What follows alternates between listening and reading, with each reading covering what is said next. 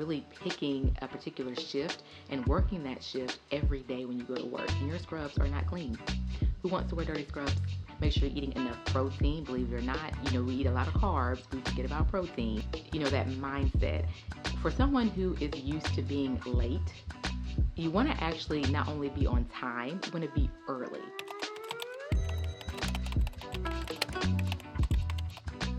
Hey y'all, glad you came. I'm Monique. Welcome and welcome back. Today we're going to be talking all about how to be proactive versus reactive when it comes to burnout when you're working in a retail pharmacy setting or a hospital pharmacy setting. And these things could go for any job, but especially for pharmacy, because we do use so much of our physical energy and also our mental energy, right? And using those things collectively can make you very, very tired, and it can cause burnout.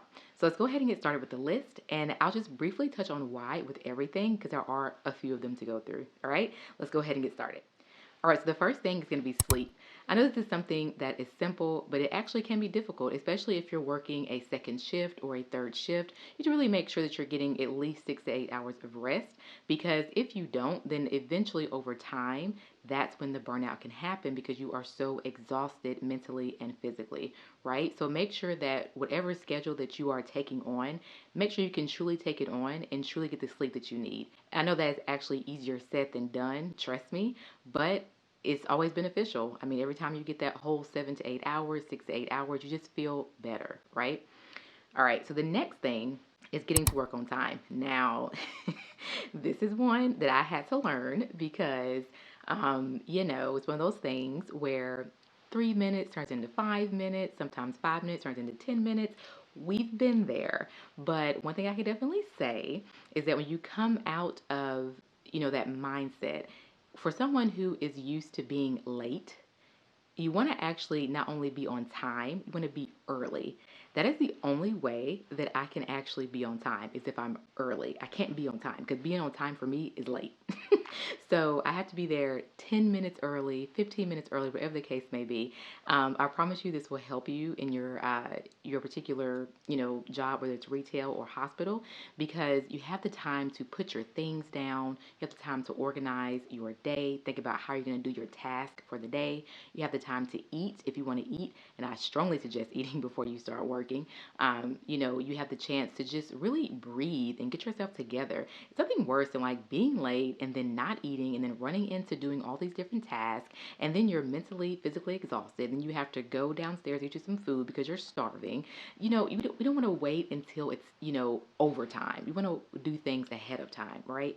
So that's why I definitely say getting to work ahead of time is definitely something that you want to do, right?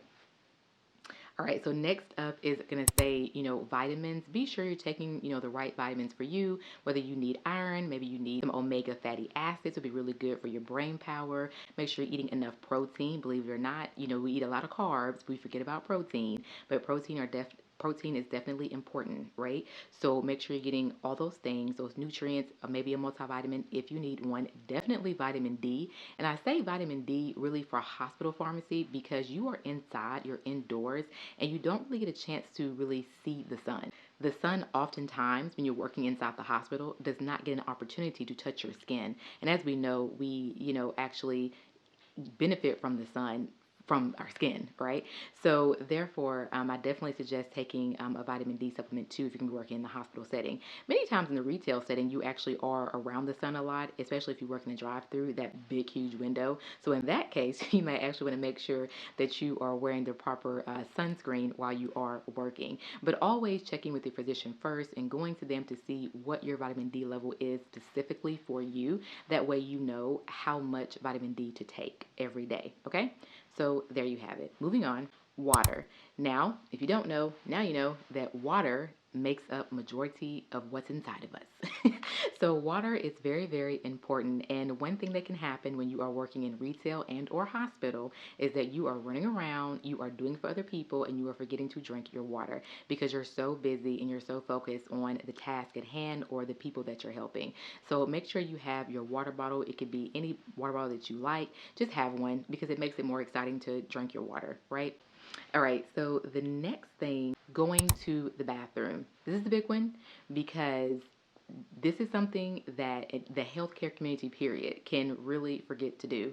You're drinking all this water because you're staying hydrated, but then you're not going to the bathroom because you have this last thing to do. You have one more thing to make. You have one more person to help. No. And, tell your partner that you're working with, whoever you're working with for that day, hey, I'm going to the bathroom. Just go to the bathroom. Just do it. You may have to go about, 3 or 4 times in your 8-hour shift. If you work 12 hours, maybe a little bit more. 10 hours, maybe a little bit more. But go to the bathroom. It does you no good to hold in anything that is ready to come out of your body. So go to the bathroom, okay? All right, next thing up is going to be scrubs. I'm going to say scrubs because I feel like when you have cute scrubs, you feel good on the outside and the inside. You feel cute and you want to do your job. And you're kind of like styling and profiling a little bit because you're actually like seeing a lot of people. So, you have on cute scrubs, just makes the day go by even better. So I do believe in having different scrub sets according to the colors that are allowed at your job and going with that. It's fun. I think it's really nice to see everybody's different colors and their personality through their scrubs and their socks and their shoes. All right, which brings me to shoes. Make sure you guys are wearing really good supportive shoes. I say this because either way, whether you're working in the retail setting or the hospital setting, you're going to be on your feet all day long. You don't want to, cause any damage to your feet, into your legs, and so you definitely want to make sure you're actually investing in your shoes.